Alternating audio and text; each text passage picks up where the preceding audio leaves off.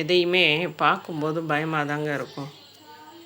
அதனால் அந்த பயங்கிறத ஒதுக்கி வச்சுட்டு ஒரு பொருளாகட்டும், இல்லை ஒரு சமையலாகட்டும், இல்லை ஒரு ஏதோ ஒரு டிஷ்ஷு ஸ்வீட்டோ செய்யணுமே, எப்படி இதை செய்ய போகிறோம், இல்லை ஒரு புது மிஷின், ஒரு தையல் மிஷின், இல்லை ஒரு கிளாஸு, இல்லை ஒரு ஊர், இல்லை ஒரு பஸ்ஸு, இல்லை ஒரு ஃப்ளைட்டு, எதுலேயும் ஒன்றும் இல்லை. புதுசாக ஏறும்போது எனக்கு பயமாக இருக்குன்னு சில பேர் சொல்லுவாங்க.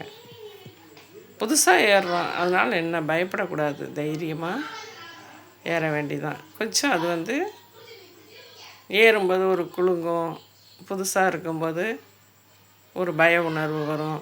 புதுசாக இருக்கே அப்படின்னு சொல்லிட்டு அதே மைண்டில் திங்க் பண்ணிப்போம்.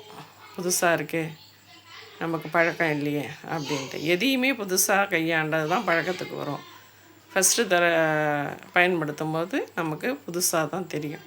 அதுக்காக பயப்படவே கூடாதுங்க. ஒருத்தர்கிட்ட பேசும்போதும் புதுசாக பேசுகிறோமே அப்படின்னு சொல்லிட்டு திக்கி திணறி பேசுகிறோம். கேஷுவலாக நீங்கள் எப்போதும் எல்லாத்தையும் பேசுகிற மாதிரி புது மனிதர்கள்ட்டையும் பேச வேண்டியதாங்க. அப்புறம் பேச தான் அவங்க நல்லவங்களா கெட்டவங்களா, அந்த பொருள் செய்கிறது ஒரு செய்யும் ஒரு டிஷ்ஷு செய்யும்போது கொஞ்சம் தடுமாட்டம், கொஞ்சம் சொதப்பல் இதெல்லாம் வரும். பழக சரியாக போயிடும். நல்ல பழக்கத்துக்கு வந்துடும். நம்ம புதுசாக பயப்படுற மாதிரி பயம் இல்லாமல் தெளிவாக நல்லா டிஷ்ஷை நல்லா பண்ண முடியும். ப்ராக்டிஸ் நல்லா ஆகிடும். அதனால் எதையுமே கண்டு நாம் பயப்படக்கூடவே கூடாது.